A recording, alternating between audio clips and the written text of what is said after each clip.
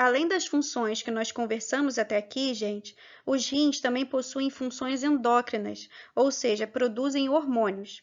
Eles produzem, por exemplo, o hormônio renina, que converte a proteína plasmática angiotensinógena em angiotensina 1. No rim, a enzima de conversão transforma a angiotensina 1 em angiotensina 2. E essa angiotensina 2 é importantíssima porque causa constrição arterial, aumentando a pressão sanguínea. Para vocês não esquecerem como que a constrição da artéria causada pelo rim afeta a pressão arterial, vamos imaginar o seguinte, gente. Imaginem aí que vocês estão no jardim da casa de vocês, com uma mangueira molhando as plantas. Paz de espírito total, o dia está lindo. A torneira está totalmente aberta e a água está saindo numa pressão suficiente para molhar as plantinhas que estão aí ao redor, perto de vocês, tá? Mas eis que de repente, não mais que de repente, parafraseando aí o nosso saudoso Vinícius de Moraes, vocês têm a feliz ideia de molhar também as flores que estão do outro lado da rua. Afinal, o dia está muito quente e as plantinhas merecem, né? Mas o inesperado, gente, acontece. Ao tentar atravessar a rua, vocês percebem que a mangueira é curta demais e vocês não vão conseguir levá-la até lá do outro lado da rua. Aí eu pergunto, gente, e agora? E agora, José? E agora vocês aí? Outra pausa poética, né, para dessa vez, para parafrasear nosso querido poeta Carlos Drummond de Andrade. Estou inspirada hoje, gente, não repara não. Continuando, voltando ao nosso cenário aí das plantinhas sedentas do outro lado da rua e vocês com uma mangueira curta. Como resolver essa situação, gente? Quem pensar aí em casa que pegaria um balde para encher de água e levar do outro lado da rua, errou. Errou. Não estraguem o meu cenário. Uma alternativa simples, gente, fácil e rápido, é fechar com os dedos parte da abertura da mangueira, assim a água sai com mais pressão, porque todo o volume de água que antes saía por uma abertura maior da mangueira passou a ter que sair por um buraquinho menor. E aí o que acontece, gente? Uma mágica. A água sai com muito mais pressão e consegue então molhar as plantinhas lá do outro lado da rua. Se ligou nisso, pessoal? Recapitulando. O rim produz um hormônio chamado renina. Esse hormônio causa uma cascata de eventos que tem como resultado a formação de angiotensina 2. Essa angiotensina, por sua vez, vai fazer o quê? Vai causar constrição das artérias. Ou seja, gente, vai fazer o mesmo que fizemos com a mangueira, vai diminuir o diâmetro e o espaço dentro desse vaso sanguíneo. E aí o que acontece com o sangue? O mesmo que aconteceu com a água, no nosso cenário lá imaginário, aumenta a pressão. Por isso, gente, de uma forma bem simples, a gente passa a entender por que indivíduos que têm doença renal também têm alterações na pressão arterial, precisando tomar antihipertensivos, diuréticos, para tentar controlar essas oscilações aí na pressão arterial.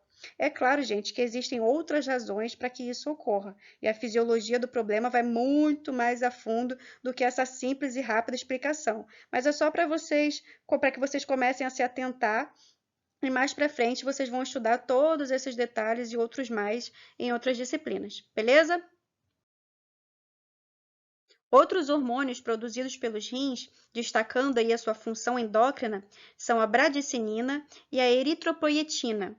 A bradicinina, pessoal, tem uma ação diferente nos vasos sanguíneos. Ela causa vasodilatação, ou seja, diferente da renina que a gente acabou de falar, que causa constrição, a bradicinina causa dilatação dos vasos sanguíneos.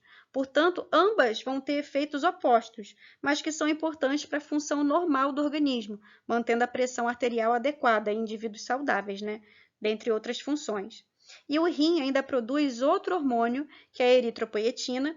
Esse hormônio, gente, intensifica a eritropoiese, que é a produção de células vermelhas do sangue, ou seja, os eritrócitos, por isso que o hormônio recebe esse nome de eritropoietina, tá? Por isso, gente, alguns indivíduos que têm insuficiência renal, por exemplo, podem ter anemia, porque como o rim está doente, ele deixa de produzir a eritropoietina, ou produz insuficientemente também, né? E aí esse hormônio deixa de estimular a medula óssea, que por sua vez diminui a produção de células vermelhas, causando anemia. Entendido? Anatomicamente, pessoal, os rins são estruturas pares que se situam retroperitonealmente, comprimidos contra a parede abdominal dorsal dos dois lados da coluna vertebral. Eles se situam predominantemente na região lombar, mas se projetam cranialmente embaixo das últimas costelas, para a parte intratorácica do abdômen. Nos mamíferos domésticos, com exceção do suíno, o rim direito se situa mais cranialmente do que o esquerdo, e seu polo cranial faz contato com o processo caudado do fígado, que vocês vão conhecer mais para frente, com o lobo hepático direito. Ele se posiciona em uma fossa do fígado, fazendo uma impressão mesmo nesse órgão, que ajuda a limitar a sua movimentação. Já o rim esquerdo possui maior mobilidade, já que ele não faz uma impressão equivalente no fígado. E nos ruminantes, o tamanho considerável do rumen empurra o rim esquerdo em direção à metade direita do abdômen.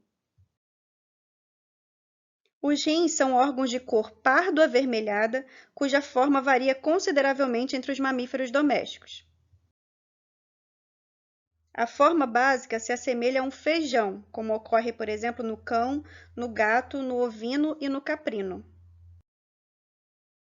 Já os rins dos suínos são mais achatados e o rim direito do equino possui um formato de coração, enquanto o esquerdo tem forma de feijão ou de pirâmide.